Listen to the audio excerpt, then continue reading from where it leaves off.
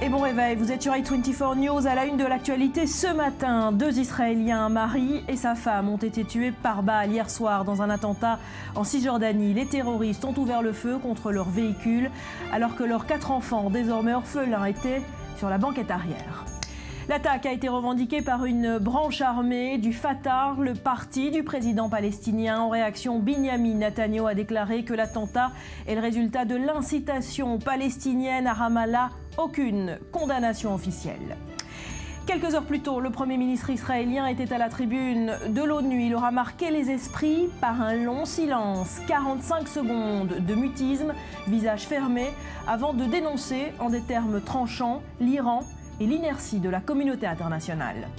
Et puis aux États-Unis, au moins 10 morts dans une tuerie sur un campus de l'Oregon cette nuit. Barack Obama n'a pu cacher sa colère face à ce qu'il qualifie désormais de routine. Il appelle une nouvelle fois le Congrès à légiférer sur l'utilisation des armes à feu.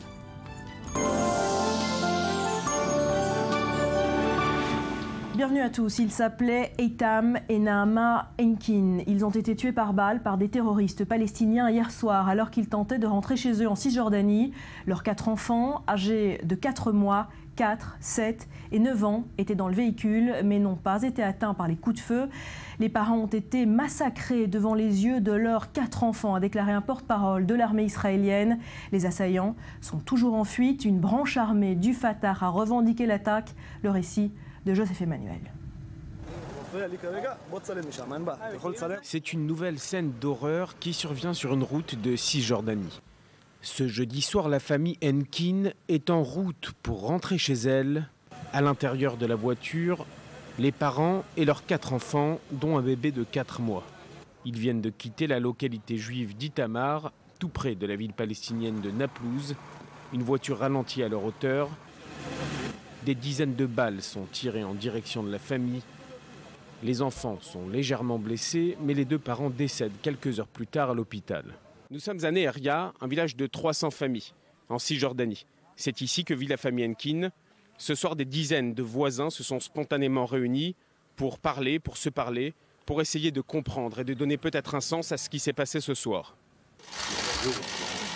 Cet attentat prend place un jour après le discours de Mahmoud Abbas à l'ONU.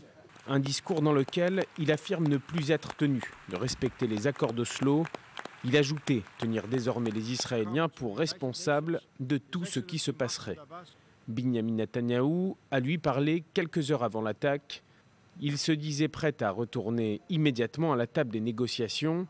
Des pourparlers de paix qui semblent s'éloigner un peu plus avec cette nouvelle attaque. À Neheria, cela fait longtemps qu'on ne croit plus en la paix. Non, je ne crois pas qu'on a une solution. Il n'y a pas une solution pour 2 peuples sur une terre. Impossible. Même consternation et même constat d'échec chez l'un des responsables du mouvement des implantations juives de la région, dans un discours plus politisé. Ces attentats arrivent à cause de l'atmosphère qu'installe l'autorité palestinienne dans son opinion publique. C'est dans l'intérêt de l'autorité palestinienne que des événements comme ça se passent, et donc les Palestiniens se comportent comme ils se comportent toute l'année. Et l'idée est de tuer des Juifs parce qu'ils sont Juifs. L'armée a lancé une vaste opération pour retrouver les responsables de l'attaque. Le secteur a été bouclé en totalité. Le Hamas, de son côté, a salué cet assassinat qu'il qualifie d'attaque courageuse. Au sein de la classe politique israélienne, les réactions ont été immédiates et les discours se durcissent. Certains, comme Uri Ariel, imputent sans détour la responsabilité au président palestinien. De son côté, Naftali Bennett, le ministre de l'Éducation, a affirmé qu'un peuple dont les dirigeants soutiennent le meurtre n'aura jamais d'État. Et sur place, on retrouve tout de suite notre envoyé spécial, Mathias Inbar. Vous êtes en Cisjordanie, à quelques mètres à peine du lieu de l'attentat. Un mot de l'enquête, les assaillants sont-ils toujours en fuite ce matin ?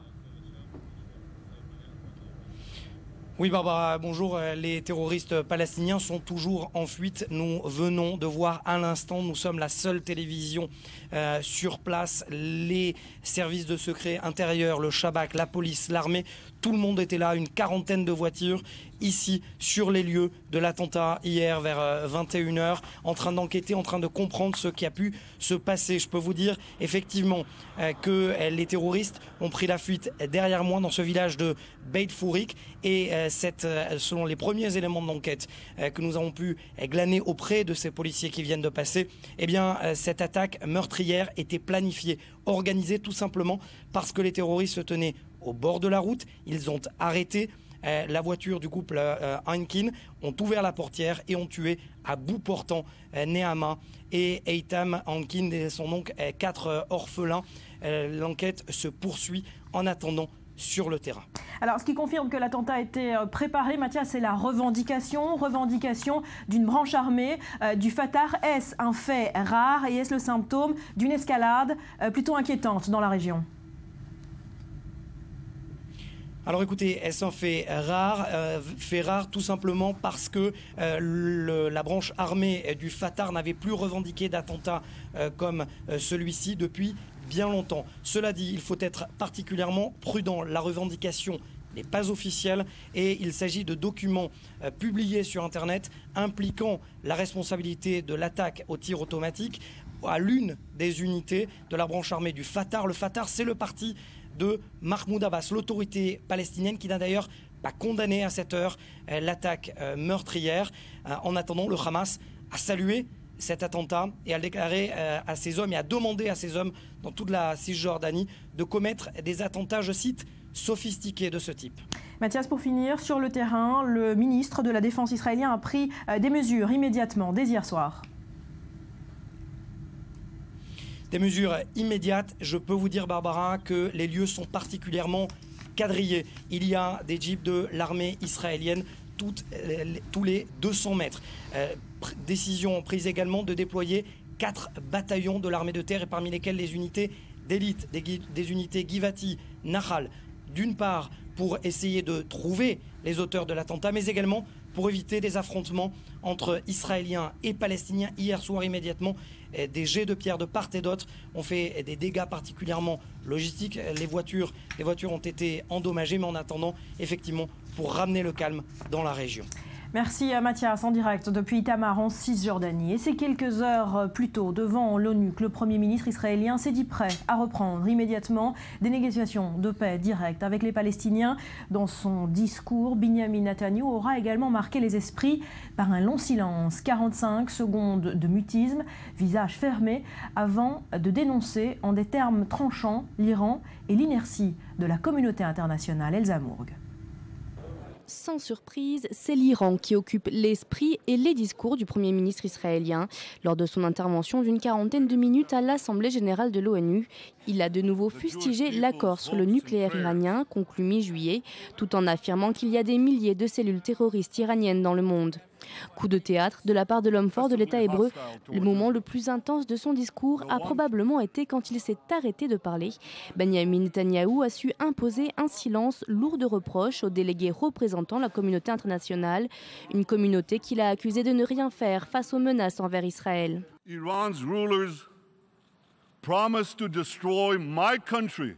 Les leaders iraniens ont promis de détruire mon pays, d'assassiner mon peuple, et la réaction de cette institution, de presque tous les gouvernements représentés ici, a été de faire absolument rien. Silence total, un silence assourdissant.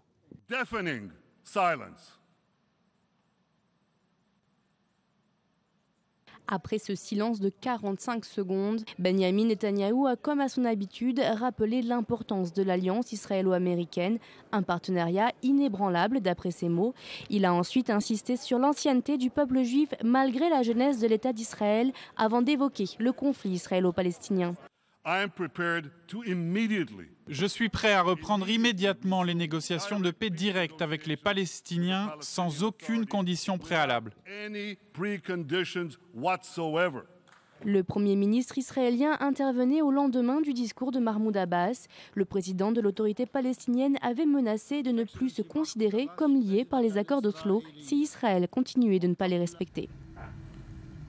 Daniel Haïk, notre analyste diplomatique, bonjour. Quel était le message que Benyamin Netanyahou a voulu faire passer hier à New York? Lorsque Benyamin Netanyahou s'adresse à la tribune des Nations Unies, eh bien, il parle dans une perspective historique. Il fait allusion à de nombreuses références historiques, en particulier concernant le processus de paix israélo-palestinien, Jérusalem, capitale du roi David, 1500 ans avant la naissance de Mahomet, la Shoah bien entendu, et puis Israël, État-nation du peuple juif, d'un peuple vieux de 4000 ans. Donc effectivement, c'est un discours historique. Et puis Benyamin Netanyahou a prouvé dans le passé déjà qu'il savait qu'il était un orateur hors pair, en anglais, parfait.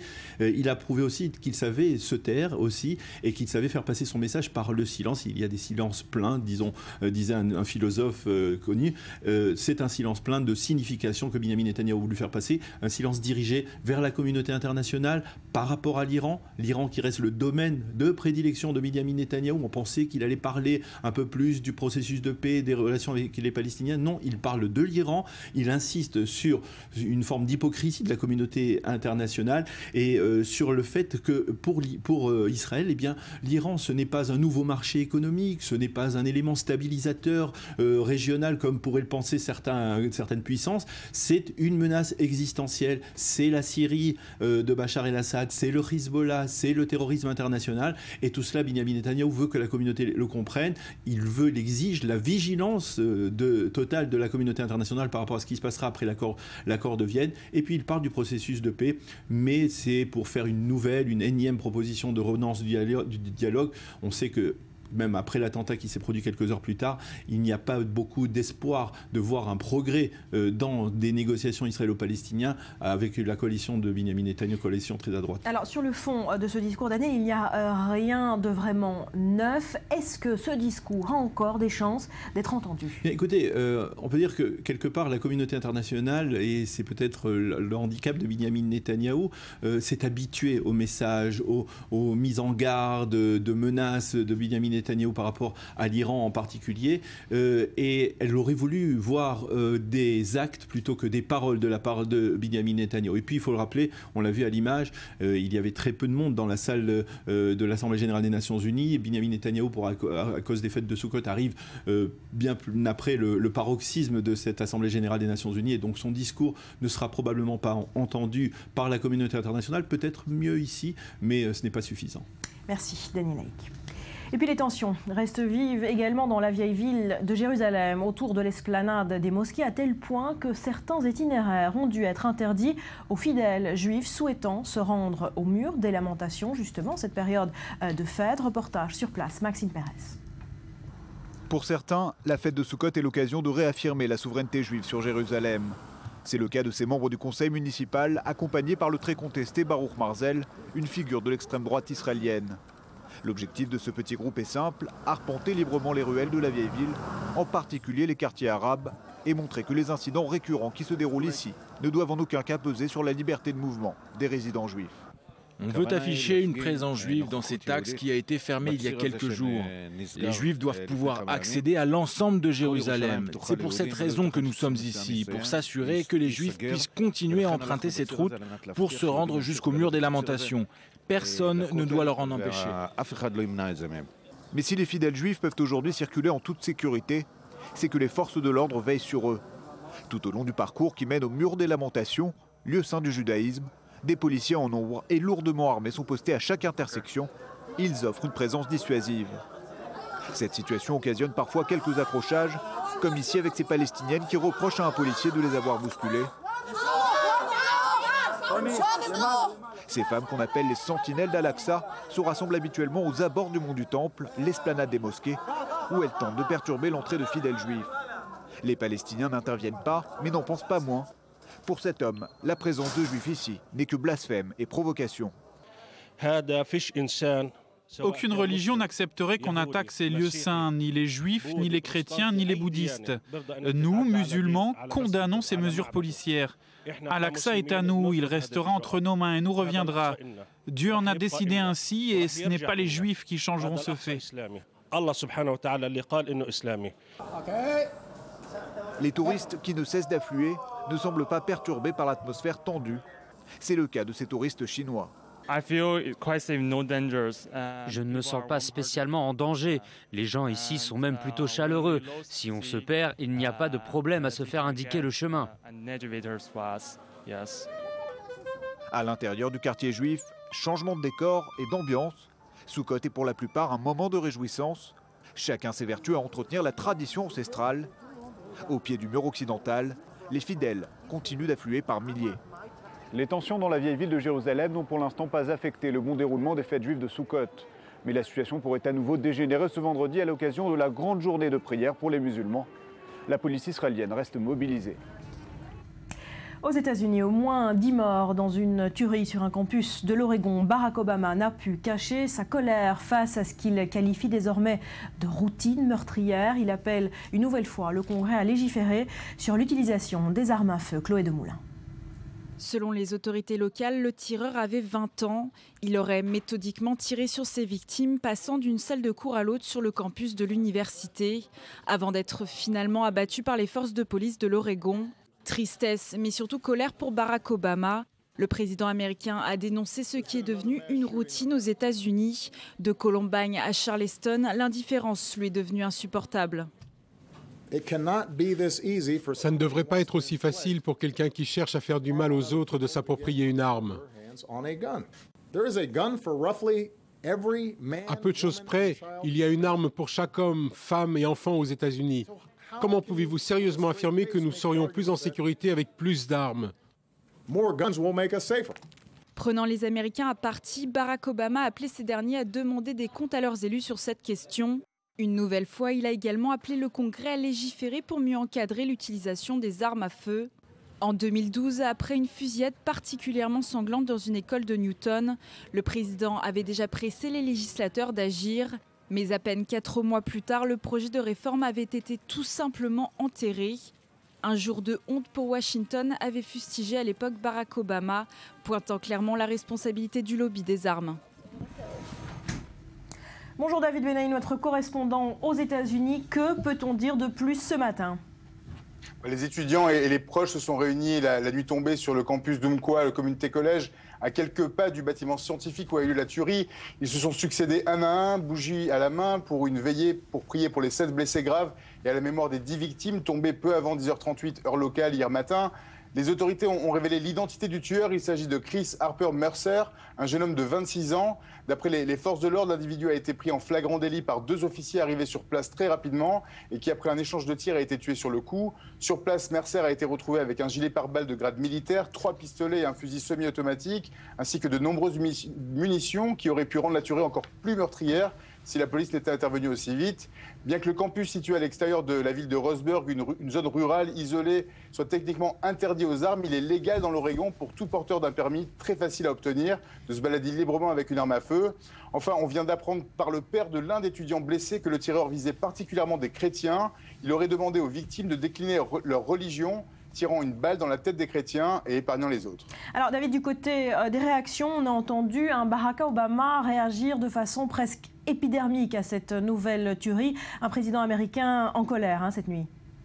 Oui, il est intervenu quelques heures après la tuerie, en direct sur tous les écrans de télé qui ont pris l'antenne immédiatement après l'incident. C'est la 15e fois que le président américain s'adresse à la population après une tuerie de masse depuis le début de sa présidence.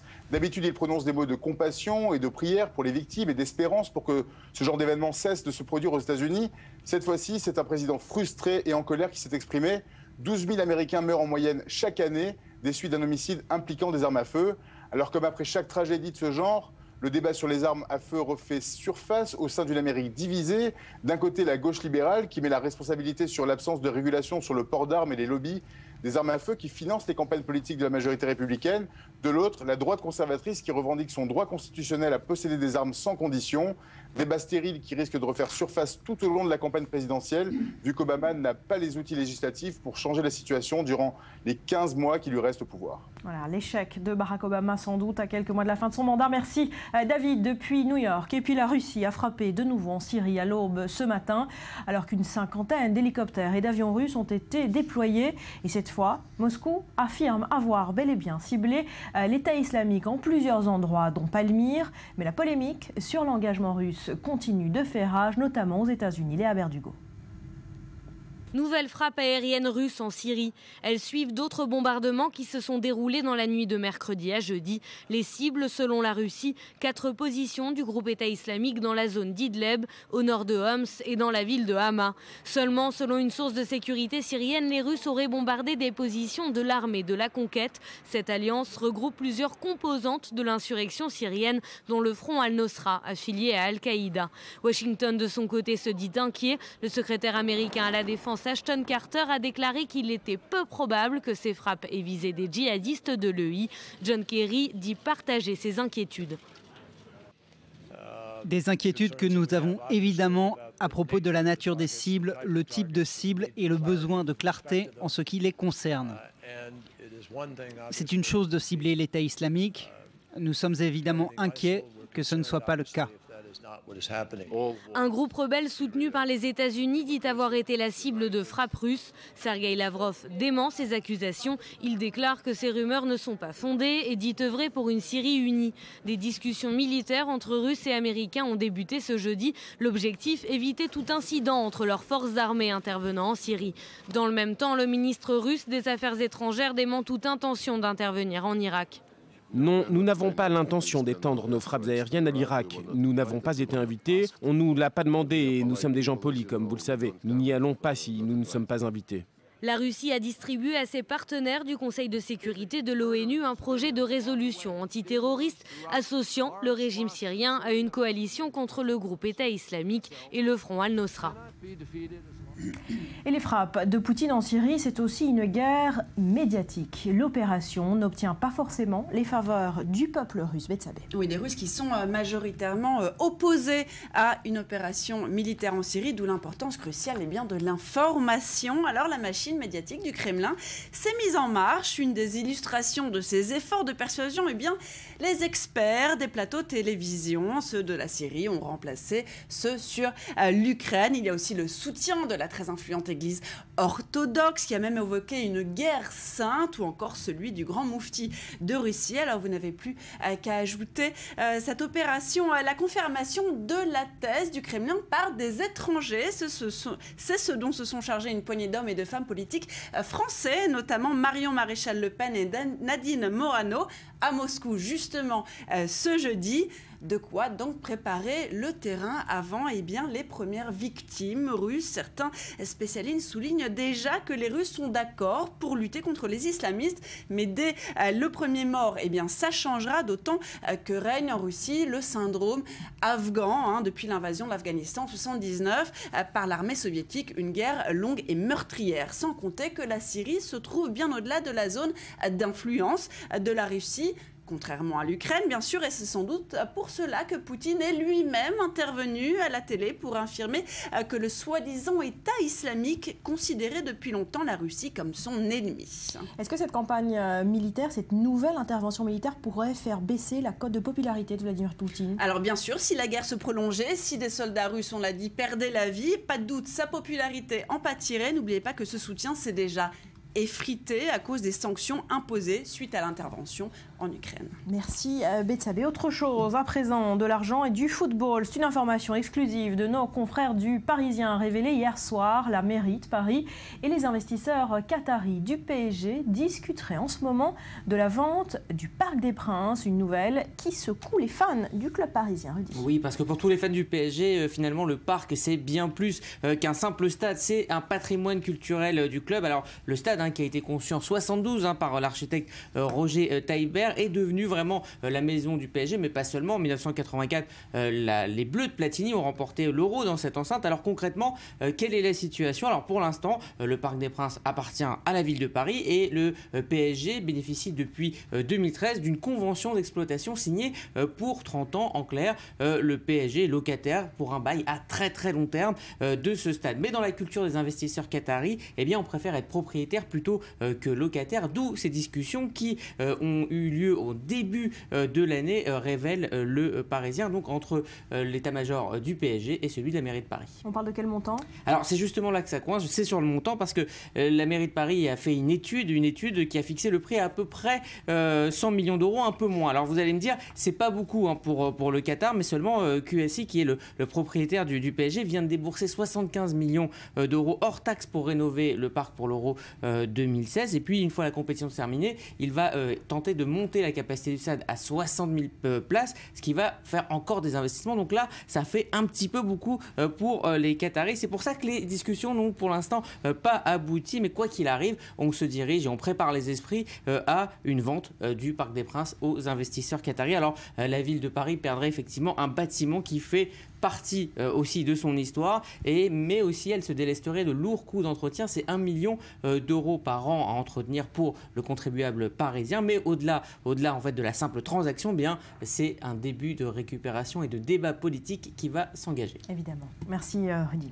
Et comme tous les vendredis, on va résumer à présent l'actu de la semaine avec vous, Michel Kichka, et vos dessins un peu au pas de charge ce matin, je m'en excuse. Je vais juste dire à Rudy que 100 millions d'euros, j'achète. Voilà, vous êtes preneur. Allez, on démarre par les discours à l'ONU extrêmement suivi cette semaine du président palestinien et du Premier ministre israélien. Voilà, il y a eu le discours très, appelons ça virulent, de Mahmoud Abbas, suivi du discours attendu parce que c'est la copie conforme des discours précédents qu'il a déjà eu à l'ONU, à part les silences qui sont une grande nouveauté. Et puis le drapeau palestinien a été aussi hissé devant le bâtiment des Nations Unies à New York, ce qui est une nouveauté puisqu'ils sont observateurs. Alors voilà, donc j'ai voulu un peu dessiner le fossé qu'il y a entre les deux dirigeants. Voilà, c'est un dessin qui essaye d'exprimer en fait tout ce que je viens de vous dire en quelques mots, en une seule image. Autre titre de l'actualité cette semaine, c'est l'Arabie Saoudite qui a pris la tête de la Commission des droits de l'homme de l'ONU, alors que le pays est connu justement pour ses bavures, ses violations perpétuelles des droits de l'homme. Voilà, je pense qu'on est en mesure de se demander un peu où va le monde, parce que franchement, mettre l'Arabie Saoudite à la tête du Conseil des droits de l'homme aux Nations Unies, ça se passe à Genève. Et j'ai décidé de faire une parodie du drapeau saoudien, j'espère qu'on va la voir, qui est un drapeau vert avec un texte du Coran et un sabre. Un sabre qui en dit long. Alors j'ai changé un peu le texte et j'ai ensanglanté le sable parce que les têtes coupées, c'était grosso modo 144 l'an dernier. Et le compte n'est pas encore fini. Le compte est ouvert et ça continue. Voilà, très éloquent. La Syrie, au cœur de l'actualité cette semaine aussi. Absolument. Alors là, vous venez de parler de Poutine. Voilà. Alors, ce qui est incroyable, c'est l'instinct de survie de Assad qui finalement... Il était sur le point de tomber il y a 4 ans et on annonçait son départ, en tout cas la fin de son régime. et on voit Poutine qui part à sa rescousse et voilà, on ne sait pas où ça va aller. Et entre-temps, je l'ai dessiné en disant que l'annonce de sa chute était exagérément prématurée. C'est une phrase... Il a le nez rouge, c'est la boisson? Il a le nez rouge. Ah non, c'est les coups qu'il a reçus sur le nez. Oui, un peu fatigué sur le dessin. Officiellement, il ne boit pas, mais il a beaucoup de pansements sur le corps. Mais il tient le coup, c'est incroyable. Allez, on finit par ce tremblement de terre politique en Espagne. Dimanche dernier, les Catalans ont confirmé par les urnes leur volonté d'indépendance. Voilà, alors nous qui vivons au cœur d'un grand conflit, je me suis permis d'un tout petit peu rigoler parce que je trouve un petit peu risible ce conflit. Peut-être que je ne le comprends pas, c'est certain. Mais voilà, j'ai profité j'ai décidé des Catalans. Il dit il est grand temps qu'on se sépare de l'Espagne. Alors il y en a un qui dit reprenons Barça, Messi, Gaudi, Hidalgo et Velasquez, qu'ils se démerdent avec Julio Iglesias et Joselito. Voilà. Tout est relatif. Pour nous, l'Espagne n'est qu'une et on ne comprend pas tellement d'ici ce qui se passe là-bas. Merci beaucoup, Michel. À suivre du cinéma, coup de projecteur ce matin sur ces rôles de seniors à contre-courant, une façon de faire un pied de nez à la vieillesse. Dernier exemple en date. Un Robert De Niro en stagiaire détonnant. Ce sera juste après un nouveau journal.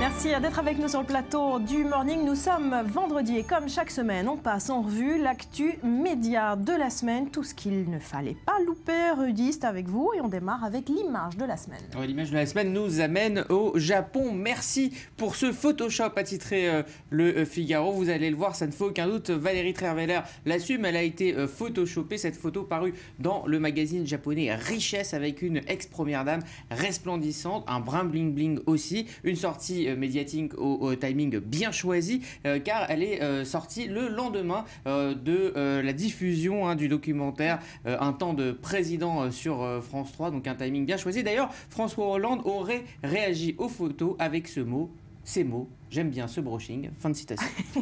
C'est dommage qu'on ne la voit pas de plus près parce qu'elle est vraiment méconnaissable. Méconnaissable. Oui. Quasi une autre femme. Absolument. Allez, on poursuit, Rudy, avec le chiffre de la semaine. C'est 250 millions d'euros, soit le nouveau contrat qui lie Cyril Hanouna à D8. Oui, dans le monde des médias et de l'entreprise, on appelle ça sécuriser un talent. Alors, conscient de la dépendance, de la Hanouna dépendance de D8, Vincent Bolloré, nouveau patron du groupe Canal, a effectivement cassé sa tirelire pour s'assurer les services de l'animateur-producteur, et ce jusqu'en 2020. Alors, pour être plus complet, c'est un contrat qui porte sur 50 millions d'euros par an avec la société H2O, elle-même propriété d'un autre groupe, du groupe Banijay. Alors Cyril Hanouna est donc le premier fournisseur de programmes de flux de la chaîne, en tant qu'animateur et aussi en tant que producteur. Et à titre de comparaison, 250 millions pour nos confrères de Pure Média, eh bien c'est 3 fois plus que la somme déboursée par le groupe Next Radio TV en mai pour racheter la chaîne numéro 23. C'est vous dire à quel point cela représente une somme importante. Voilà, énorme. Allez, autre info média de la semaine, c'est cette question de la modification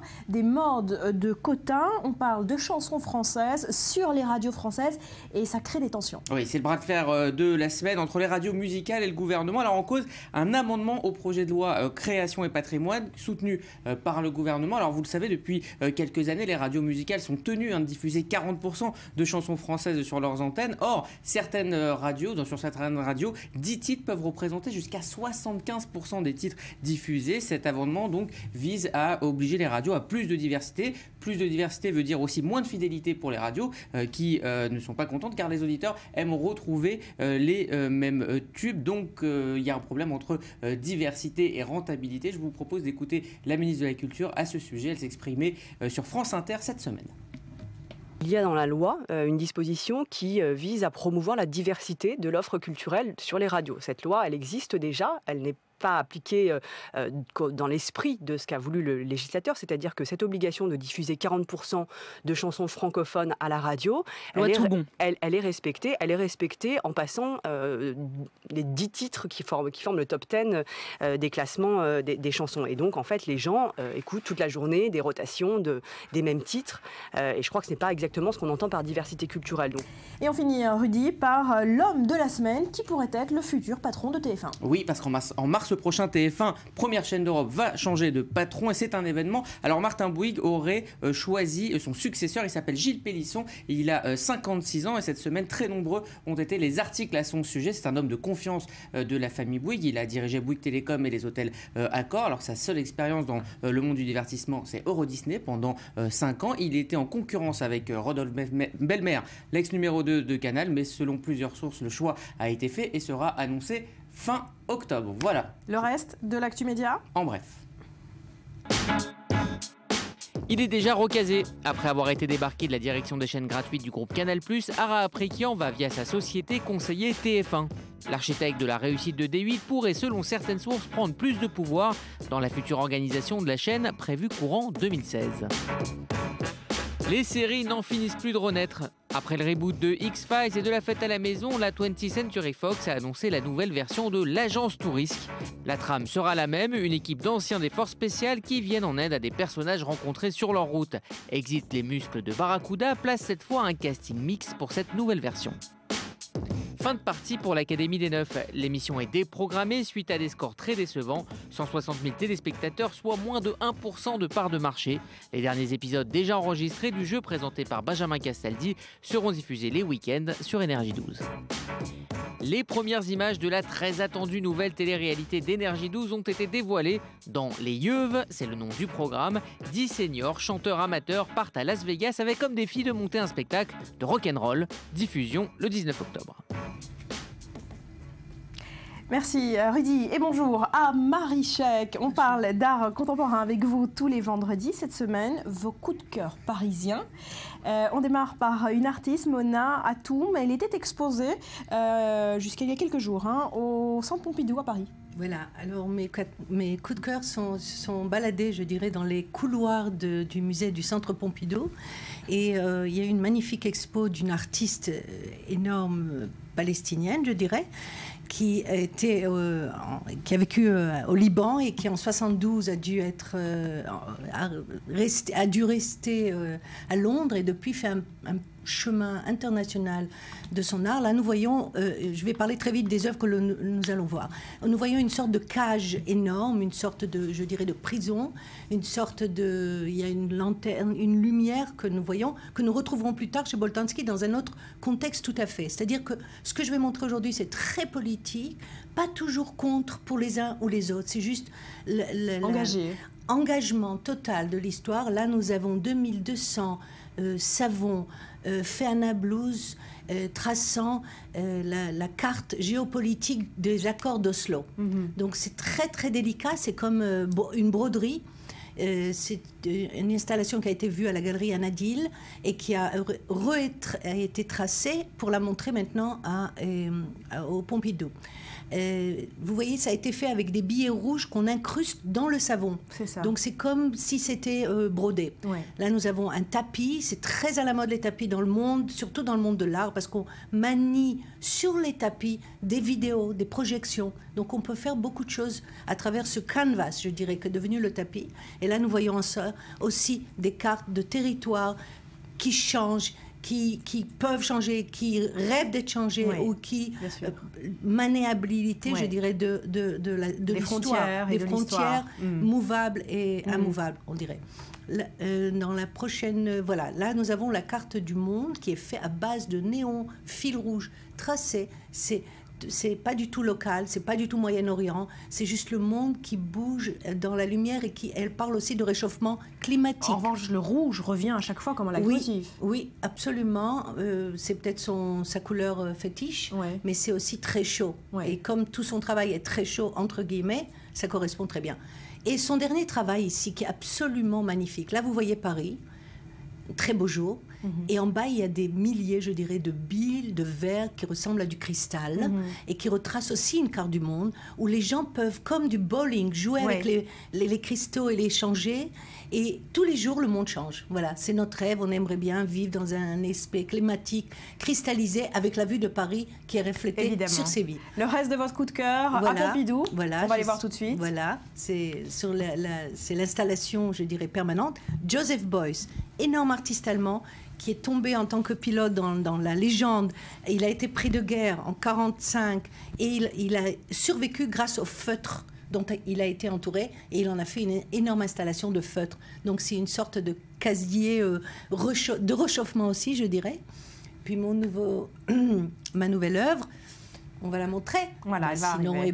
Voilà, c'est ça. C'est Thomas Hirschhorn, un énorme artiste suisse qui prend les globes du monde et les entoure.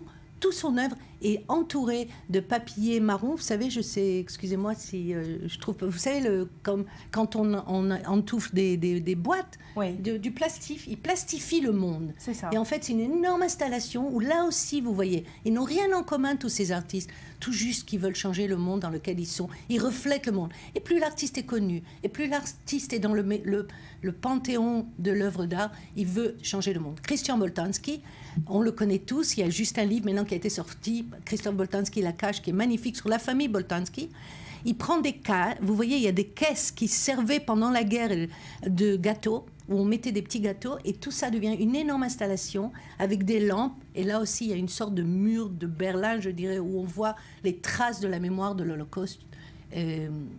Voilà, donc et on voit des installations à grande vue, très impressionnante. Je conseille à tous les Parisiens d'aller se balader. Engagée, voilà. Une Marie Chèque politique aujourd'hui. Voilà, en blanche et noir. Voilà. Merci beaucoup Marie. Allez, du cinéma à présent. Coup de projecteur ce matin sur ses rôles de senior à contre-courant. Dernier exemple en date, un Robert De Niro en stagiaire détonnant, un pied de nez à la vieillesse, Maurice. Absolument, et d'ailleurs c'est une question qui tourmente Hollywood. Comment recycler les vieux acteurs? Alors la solution, leur tailler des rôles sur mesure. Alors à l'âge où d'autres quittent la scène, Robert De Niro, 72 ans, s'autorise une première dans une comédie romantique. Le thème, repartir à zéro et devenir le jeune apprenti d'une jeune femme d'affaires dynamique, chef d'entreprise. Regardez la bande-annonce. Je vais vous poser une de nos questions les plus révélatrices pour tous nos stagiaires. Alors soyez genre, il faut que je cogite un max, ok? Vous vous voyez où dans 10 ans? À 80 ans. Un conseil avant que j'aille la voir? Elle déteste quand on cligne pas les yeux, ça la rend dingue. Bonjour Jules, je suis Ben, votre nouveau stagiaire. Ravi que vous trouviez ça amusant aussi. Mieux vaut en rire. Je vous enverrai un email dès que j'aurai besoin de vous. J'attends de vos nouvelles, monsieur. Oh, pardon, vraiment désolé.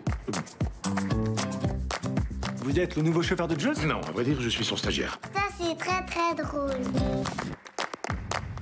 Mon stagiaire trouve à s'occuper. Monsieur Convivialité, tout le monde l'adore. Qui s'habille bien impressionne. On rentre sa chemise. Pourquoi est-ce que plus personne ne rentre plus rien? C'est pas à toi qu'il faut le demander. Je suis Fiona, la masseuse maison. Ben. Quel effet ça vous fait? Oh, c'est tout à fait gros. T'es pas aussi vieux que je pensais, en fait.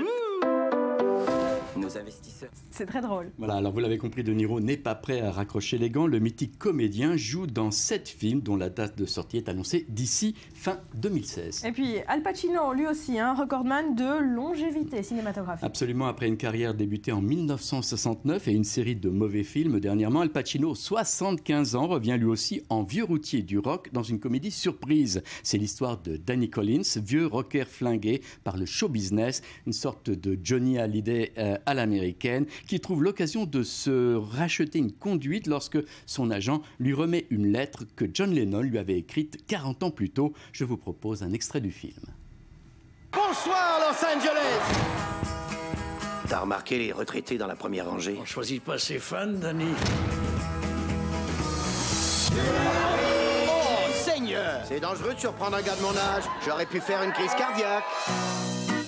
L'entrevue que t'as accordée en début de carrière au magazine Chime, tu t'en souviens? T'écris comme Lennon, mon gars. John Lennon l'a lu et t'a écrit une lettre en 1971. C'est pas merveilleux, ça? Voilà, dernier exemple, Ben Kingsley. Oui, à 72 ans, l'acteur lui aussi n'a pas l'intention de raccrocher. On peut le voir maintenant dans un film qui s'appelle Immortel. Oui, Ben Kingsley cherche tout simplement l'immortalité. Regardez un extrait. Vous avez bâti un empire de toutes pièces. Ça s'est métastasé. Je n'en ai pas pour plus de 6 mois. Aux yeux du monde, vos immeubles vous rendront immortels. Où voulez-vous en venir? Vous sentez-vous immortel? Nous offrons au plus grand de nos esprits plus de temps pour s'accomplir pleinement. Voilà, alors l'avantage c'est que Ben Kingsley ne joue que 20 minutes dans le film et il est relayé par son clone Ryan Reynolds. Merci Maurice. Allez, avant de se quitter pour un nouveau journal, ces images étonnantes de Jérusalem, alors que la ville vit, on l'a dit, sous tension sécuritaire, les habitants juifs de la capitale tentent de célébrer la fête de Soukhot. Reportage sur place, Anthony Lesme. C'est un jour d'affluence dans la vieille ville. Plusieurs milliers de juifs se rendent au mur des lamentations pour Soukhot, la fête des cabanes. Ce matin, ils reçoivent la prière des Cohen, celle des prêtres du temple, qui dans l'Antiquité sacrifiaient des animaux pour le bien d'Israël et des nations du monde entier.